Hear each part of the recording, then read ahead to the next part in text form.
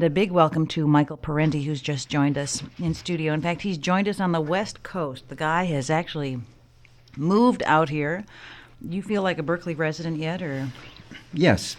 Funny, you don't look like a Berkeley resident. Okay. What does a Berkeley resident look How like? do I know? Michael Parenti, author of The Sword and the Dollar, Democracy for the Few, Make-Believe Media.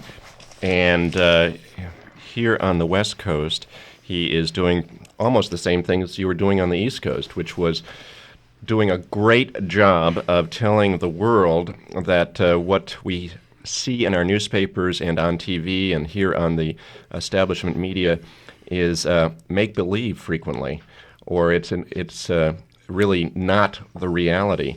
When we asked you what you wanted to talk about this morning, you said capitalism, and of course we all know that capitalism is responsible for saving the entire planet from any number of dastardly possibilities.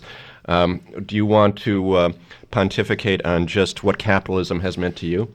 Well, I don't want to pontificate, but I would like to just remind people that capitalism is more than an economic system. It's an entire social order. And when we talk about capitalism, we're not talking about an economy only as such, but a system of class power. And that class power reaches into all the other major institutions of society. So that if you look, most of the other major institutions, the churches, the media, the museums, the sports teams, the hospitals, health industry, they're all run by boards of trustees. The universities, who are manned, sometimes womaned, but almost always manned by members of the corporate elites and the very rich, who lay down the major policies for these institutions, all the policies if they want to. And there is an enormous oligarchic power. A plutocracy is the term I use in my book, Democracy for the Few. Plutocracy means rule by the rich and for the rich. It doesn't mean that every one of the decision makers is a rich person, though eventually they usually are, but that all of them will end up serving the corporate owning class. Henry Kissinger originally wasn't rich. He's a multimillionaire now.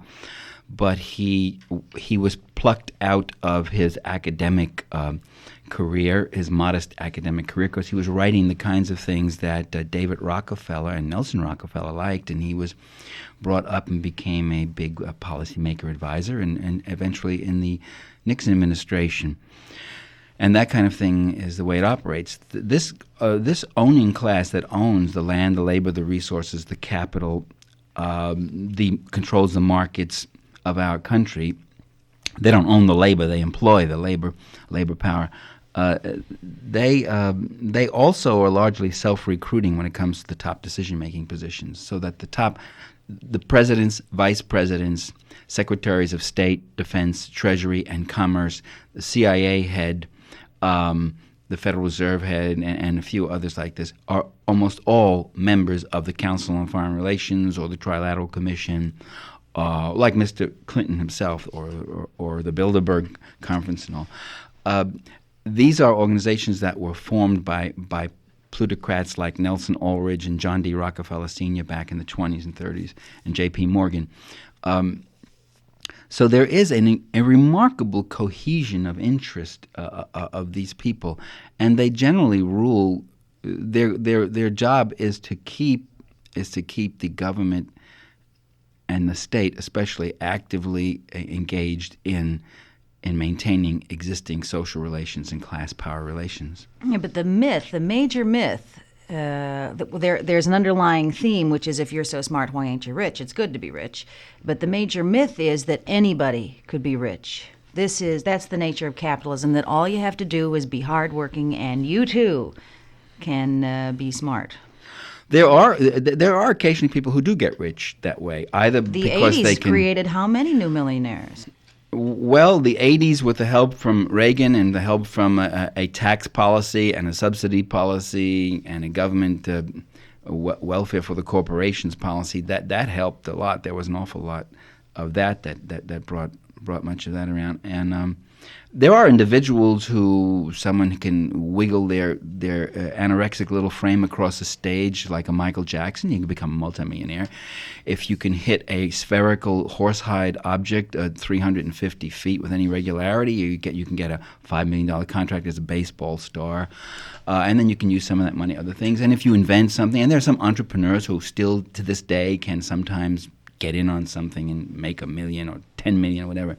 They are the notable exceptions. And in any case, I'm not measuring the system by how many of us can get rich. I don't want to get rich. I just want to see the people of the United States living a decent life, drinking clean water, breathing clean air, having jobs, living with some measure of security, not in the kind of misery that exists now. They say that 34 million people are below the poverty level. Those are very cooked figures because the original poverty line was calculated almost, about 30 years ago, where it was a family of 4 had to have about $7,000 or something.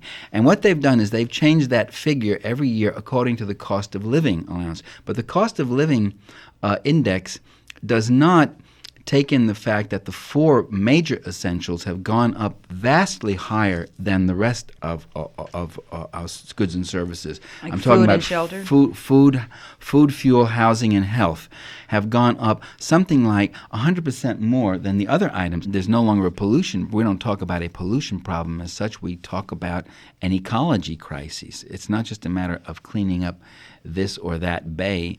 It's a matter of determining whether or not the planet will survive or not survive with ozone depletion and global warming. Let me ask you something. There was a remarkably revealing article on the front page of the business section of the San Francisco Chronicle, of all places, last week, in which they interviewed 3 former CEOs of major corporations and asked them very specifically who they primarily worked for and how they could represent the interests of their employees. And in all 3 cases, they said, well, of course, we work for the stockholders. Our job is to guarantee the stockholders a maximum return on their investment dollar. So when it comes to talking about the benefits, the wages, hours, benefits of our employees, we have to make the case to the stockholders that by paying our employees a little more money, that in the long run, the stockholders will benefit because these employees will be harder working, more diligent, more, all those good things. And then the same week, last week, Bank of America announces that they are going to reduce the hours of all the tellers at Bank of America, which absorbs Security Pacific, from full-time people to 19 hours a week so that they no longer would have to pay them benefits. Right. And I'm thinking, this is an interesting picture. And by the way, Bank of America also reported record profits. $1.5 billion. Right, $1.5 billion in profits. So it wasn't an austerity necessity. It was rapacity. It was just to make more and more. Well, my reading of history, could I just jump back to the Roman Empire for a minute, Phil? It's not much of a leap, no. Okay. It's your people. Okay, I thought I should ask your permission before doing it. I was reading how in about the 1st century B.C., the Roman aristocracy went after the, I think it was called the agraria plebum, which was the land owned by, wasn't really owned by the plebes, but used by the plebes, what we would in this era call the commons, or the common lands in England, where people raised food and farmed and used the resources of these lands, game, whatever else, just as the British financial industrial class wiped out the British yeomanry and peasantry and drove them off the commons. The more resources that people have and they can just use directly for their own sustenance and themselves, the less is your wealth and power, because you need those people. You need their dependency and poverty to get them to work hard for very little so you can accumulate wealth off their labor. If they're working for themselves, if they're doing okay, then that becomes a potential threat. Furthermore, those were good lands. And I was sitting there and I was reading and I was saying, what do the what do the ruling classes, what do the owning classes, what do the rich throughout history, what do they want? And it came to me like a bolt, like a revelation, in one word. They only want one thing, and that's everything. They want everything. If there's any area where they can squeeze it a little more, and there's nothing, no countervailing power to stop them to squeeze it, then they'll squeeze it. Bank of America employees are not unionized. They don't have collective bargaining rights. They don't have, so you can just treat them like this. You can just cut them off and tell them to kiss off, and that's too bad. You're listening to Michael Parenti, joining us in studio, as indeed he's joined us on the West Coast, the author of Many's the Volume, Democracy for the Few, The Sword and the Dollar, Make-Believe Media, the titles that I recall without looking at your list. That Inventing Reality is out in a new edition. Inventing Reality, The Politics of News Media. And I've also just finished a book last week called, well, it won't be out for a while, but it's called Land of Idols, Political Mythology in America, if you don't mind. I get up this hour just to be able to make a plug here and there. Well, hey, it's whatever works. Once again, Michael Parenti, our guest, speaking of inventing reality and how this all fits into capitalism as we've come to know it, if not love it. The folks we just spoke to last hour with Fairness and Accuracy Reporting were talking about the spectrum of debate and how there isn't one, and that 45% really of the spectrum of political debate in this country is absent from our major media sources. What role does the media play in your version of capitalism here you've been describing?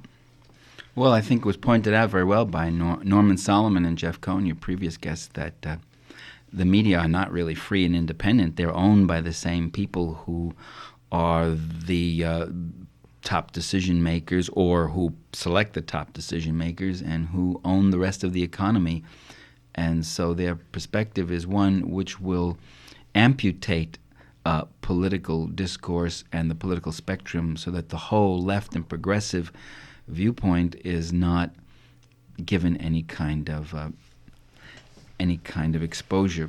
I don't want to reiterate what they just said so well. Well, there is this notion, of course, capitalism is based on this notion of the marketplace. And in the marketplace, allegedly, the true value of a commodity or a person's labor is determined by competition. Or an idea. Right. So then we have the marketplace of ideas. The marketplace of ideas, modeled on the same notion of capitalism, would presume that the better idea, whatever better means, will win out because it's had to compete with those inferior ideas. Mm-hmm. That would be okay with me if the ideas that have been muted and shunted to the side were allowed to honestly compete. But those ideas... You have to have a lobbyist for ideas frequently. Right, and those ideas don't get on. I think, as Marx said, that in every epoch the ruling ideas are the ideas of the ruling class, that those who control the material means of production also control the ideational and intellectual means of production, so that our ideas can get on small and valiant radio stations from time to time, and in small circulation magazines, but the mass market, the mass TV, the markets that reach not 20,000 people but 20 million people, we can't get on, or if we do, it's very limited, very irregular, and we're facing 3 conservatives who are screaming at us, and we can hardly get a word in. So our ideas are really not given fair play. If we could reach millions of people, I noticed, for instance, with my tapes, which are circulated by People's Video in Seattle, and people, I still get calls and letters from people saying, "This is amazing. Gee, this makes sense. I never heard anything like this before." Now, that's a very revealing comment. I never heard anything like this before, because what I tell them is not some occult, esoteric knowledge that I gleaned from the Himalayan mountains. I talk about things that are in the news and all that, but putting them together and giving a level of information that you're just not going to usually get. Well, it's making connections that are not made. There's this whole Which may I just say, which points out the point I'm making, that capitalism is more than an economic order. It's a whole social and cultural order, and it's a very controlled order, and it's a very, in a sense, totalitarian order, in that it doesn't have to have absolute control over the entire communication universe. All it needs is overwhelming, crushing advantage. It doesn't have to control 100%, but 98% will do quite well. And that 2% serves as a legitimating thing. You can say, see, well, you got your radio show. KPFA is the 2%, right? Right, well, right, you're part of the 2%. Well, this is part of the whole mythology to me, is this notion of freedom. We think that we live in the land of the free. We have a free trade. We have free markets. We have free ideas. We're free here. Well, free markets and free trade is freedom for people who have lots of money and a lot of economic power. That's for whom there is freedom. Well, but that's how the 98% is controlled, because they've got this concept that, hey, if they wanted to, they could do this. It's just their own. They blame themselves if they're not rich. There certainly is that popular mythology that the millionaire is self-made. But people are a little more complex than that. The same people who will sometimes adhere to Horatio Alger also know in their gut that there are people born. I mean, even my late dad, who was a kind of an Archie Bunker kind of guy, but he used to talk about those who were born with a silver spoon in their mouth. So they do know that there is favoritism. He used to talk about how the working man always gets it in the neck, and we're the last on line, and all that sort of thing. So now we've got a they president do have of that, and the poor question class. is, how do you galvanize and bring that consciousness to the fore, so it's not just a implicit gripe, but it's mobilized for political action that could bring us a greater share of social justice. I'm sorry, Kris, you say we have a president. Yeah, I was just thinking that Bill Clinton is an example of somebody who rose from poverty to the greatest office in the land. Tell us what your impression is thus far of what he's doing. Is he strictly the servant of the wealthy classes, or is there any mixed message here? Well, I mean, I think it is it's a bit better than what we would have had George Bush. I remember coming into this very station and saying that I was going to hold my nose and vote for Clinton. When I said hold my nose, I wasn't being cute. I mean, the guy stinks in some ways. His appointees some of them are just terrible. The national security state retreads who definitely reflect no new way of thinking about the world, about the third world, about U.S. interventionism, about a lot of those kinds of things. There's that problem. You got Secretary of Interior, Bruce Babbitt, who should be in jail. I mean, this is the guy who did the cover-up on the murder of the radio journalist Dan Bowl. When they got the guy who did the shooting, they let him cop a plea, and they railroaded two innocent people. There's a book just out, reviewed in The Nation, on this, and it was Babbitt who played a key role in all of this, covering up what Dan Bowl was doing. Dan Bowl was in Arizona. You remember that written. He was uncovering some very powerful interests in Arizona, and this guy is now Secretary of Interior. In fact, he should be investigated. So you've got that kind of thing going on, and you've got a few little sops to the populist movement, in the sense he's going to increase. He's going to give a minor increase in corporate taxes, but meanwhile, $15 billion in investment credits to the same business elites. Explain what an investment credit is. Well, that if they invest in certain things and retooling and all that, they will get tax credits for it. They will get not a tax deduction, but something better than that. I mean, this is cash. Yeah, they will get. It means you won't get. It doesn't mean $1 million of your income will not now be taxed. It means $1 million of the taxes you had to pay will be given back to you. So that's $1 million. I mean, you get straight money. Yeah, it's going to be money. But often what happens is these companies take it on retooling that they were going to do anyway. They don't just suddenly then do all sorts of new things and increase their production and hire 500 new workers if there's no market out there to buy these new refrigerators and all that. So it really becomes a tax windfall. And these tax credits and these investment credits and all inducements and so forth, every administration has been handing those things out, and it hasn't led to Can I point out that's another myth about capitalism, that it's the self-willed entrepreneur, of whom there are some and who are inventive and who do, by the way, create jobs and all that, and they're usually very small capital. But if you look at the corporate 500 and the big corporations, they've created very few jobs. In fact, they're getting very good at cutting back thousands, tens of thousands of jobs right before our eyes. But much of their funding in many industries and whole industries have not come from their own resourcefulness and pockets. It has come from the U.S. government. Whole industries, the telecommunications industry, was built by socialism. That is, by public subsidy, from the purse of the taxpayers of America. The aeronautics industry. I mean, all through World War II, after the war, the whole military buildup from 1948 on, the aeronautics industry, and that included Lawrence Rockefeller and the DuPonts and the Morgan and the J.P. Morgan groups and so forth, invested in all these areas. General Electric, the biggest single aeronautics, the biggest single military contractor in America for decades. They put up about 10% of the equity. The other 90% came from the Pentagon. So you see, and they would always calculate profits on general costs and say, well, it cost this much to make this bomber, and we made just 10% profit. But if you put aside general costs, if you don't tell anybody that 90% of those general costs were picked up by the taxpayer, and you put only 10%, then you didn't make 10% profit. You made closer to 100%. You doubled your investment, or you made 50% or 60%, and that's still going on today. So these very same people who preach to us on Sunday, every Sunday, that we should practice self-reliance, we should not go to the government for a handout and all that, they themselves, through the rest of the week, are living high off the public hog. I'm thinking of two corporations close to home, Bechtel and Kaiser, both of whom obviously made their money off of government contracts from the get.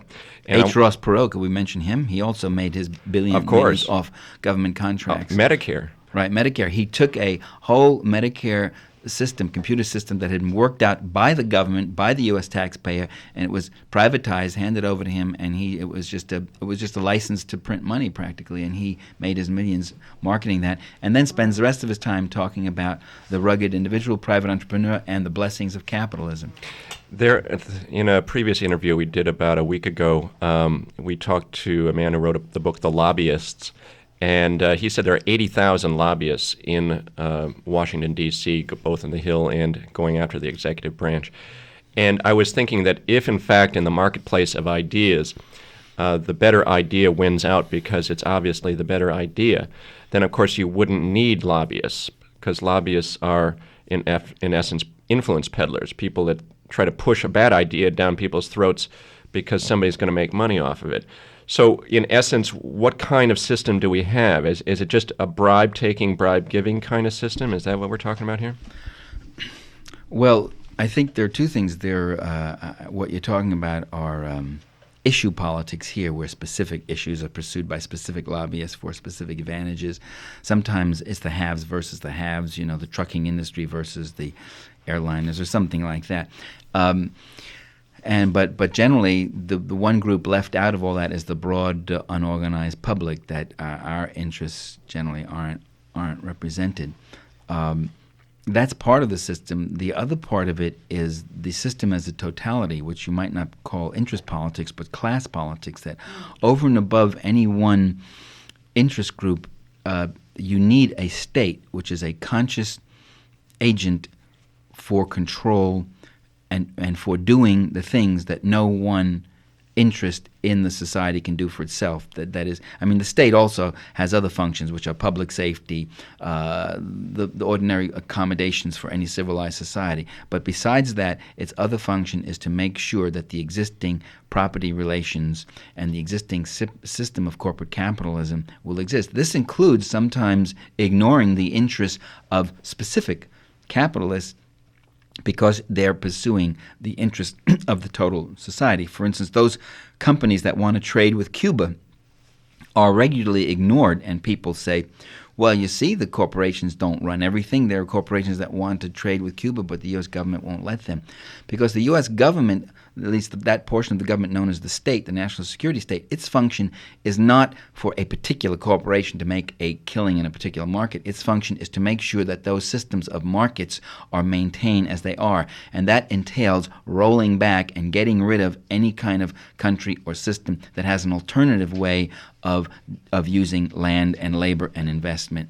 And so they had their eye on the larger systemic function of the system. So we should make a distinction between systemic politics or class politics, if you want, on one hand, and specific issue politics on the other. Of course, in the specific issue politics, there's always a class interest dimension in them. I'm not denying that. There's overlap. I'm hearing echoes of a conversation we had earlier this week with Noam Chomsky, who was pointing out the possibilities for any real healthcare reform, and mentioning that the one way to make sure that single-payer Canadian-style healthcare did not become the model for us would be to destroy the Canadian model by forcing them to raise the prices of their pharmaceuticals, because it's unfair to have such low-priced pharmaceuticals just across the border from our high-priced pharmaceuticals. Well, that might be one thing that's going to happen. What we have to do is mobilize a contrary opinion and point out how the pharmaceutical industry prices are they're going up 20-30% faster than inflation itself, which means that they're price gouging. And I think there are people in Congress who are attuned to that, and I've even seen one or two stories in the mainstream media. There are a lot of corporations that want to see some kind of a change, because the health industry, the price gouging and the profiteering in the health industry is really incredible. And it's become one of the single biggest costs for corporations, for the benefits for their workers, which is why you're getting something like the Bank of America knocking off these people to get them below 50% work week, so they don't have to pay their health benefits anymore. So that what you have is the capitalist portion of the health industry as a portion of the capitalist class cutting into the profits of the rest of the capitalist class. So you're actually getting corporations now saying, we need a different system. They're saying it because they don't want to pay this anymore. And there's two ways they can do that. One, you can get a really good public support system, or two, you can just cut these benefits for your own employees and the hell with everything and let them sink or swim. I'm going back to that Chronicle article where who does a CEO of a corporation in fact work for? And obviously it's the stockholders. Right. Given that the CEO's job is to maximize the profit for the stockholders, then what happens to the workers in that particular corporation is totally secondary to that. And so if in fact the tellers at Bank of America branches throughout the state are unorganized, they can't go on strike because they don't have any way of acting in solidarity with one another. Maybe the CEO, whose name I don't even know, of Bank of America is doing his job when he attacks them based on their benefits. I mean, that's what he's paid to do. That's what he's paid to do. That's his job. Well, you're absolutely correct, because his job is not to make a profit for the stockholders, but it is, as you put it, to maximize the profit, to make the maximum amount of profit. And if I am making $1.5 billion and I could make $2.3 billion by cutting out all health benefits, cutting back on this, and when you cut those kind of hours, that means other people are going to have to work harder. You're doing what is right. David Roderick made that point as head of U.S. Steel, now USX. He said the function of U.S. I guess then it was USX. He called, when U.S. Steel became USX. When I was a kid in school and I studied algebra, X was an unknown quantity. What do we make? We make X. We make what is X? Money. We just make money. Yeah. And Roderick made that point. He said, U.S. Steel is not in the business of making steel. When it was still U.S. Steel, that's right. It's not in the business of making steel. It's in the business of making, and he didn't say profits. He said the highest possible profits for its stockholders. So they'll sell. They'll do this, they'll do that, they'll do whatever it takes. So not only does the workers' interests are secondary, but the workers' interests are in fact in opposition to those of what I have to do. There are interests that have to be counted and minimized in every way and attacked. Neutralized, that's right. Well, that's I was going not to say the very workers' fair. interests were irrelevant, but they're totally relevant because the workers' Right. interests are diametrically opposed. Right. Inimical, right. Right. We're talking with Michael Parenti, and we're just about out of time. And Kris has another question. I can tell by the look on her face. Well, I don't understand how. I feel like Rodney King. Why can't we just get along? I mean, the workers' interests, I would think, would be vital to the continuing and long-lasting health of the business. No, I Duh. think Phil just made the point. No, the more I have to pay my workers, the more you're cutting into my profits because my workers are my source of profit. They're not also your consumers? The worker contributes. Yeah, but that's way down the road. There'll always be someone else to buy. You're right. I mean, you lay off these number of workers, they're going to have less bank accounts for Bank of America, and they're going to have less money to put in to Bank of America. So eventually that might happen. But capitalism operates proportionally, always in terms of rates and ratios. And if I can increase my rate of profit, even if I'm way down the line cutting out some portion of my base, then that's fine with me. There's also the business of short-term profit versus the long run. Right. And with all these leveraged buyouts, the long run isn't even considered. I mean, if you're Maxam Corporation that bought Pacific Lumber up on the North Coast, your bills are coming due. You're paying huge interest bills on all that money you borrowed, and you better chop down every damn tree now or yesterday Right. because you got to maximize the profit. Right. Does anybody think about the long run that, 10 years down the road there's not going to be a tree to cut down anymore, or is that somebody else's problem? Well, that's the other myth of capitalism, that how efficient they are, that in fact they dump their diseconomies onto the public. We are the ones who have to think about the unemployed. We are the ones who have to think about the red line districts where people can't even get decent housing. We are the ones who have to think about the devastated economy, and we have the ones who have to think about the cleanup and the toxic waste that they leave behind them. They skim the cream, and then the government and the public has to do the rest, and then they turn around and say, you see how much more efficient we are than government is. But that's really, all of that is a part of capitalism. What Clinton's doing now, this mess that he's shoveling out to us now, is a representation of the last 12 years and the kinds of levels of exploitations that we have suffered as working people, as taxpayers, and as ordinary citizens, and as consumers. We get exploited and ripped off in all four of those areas.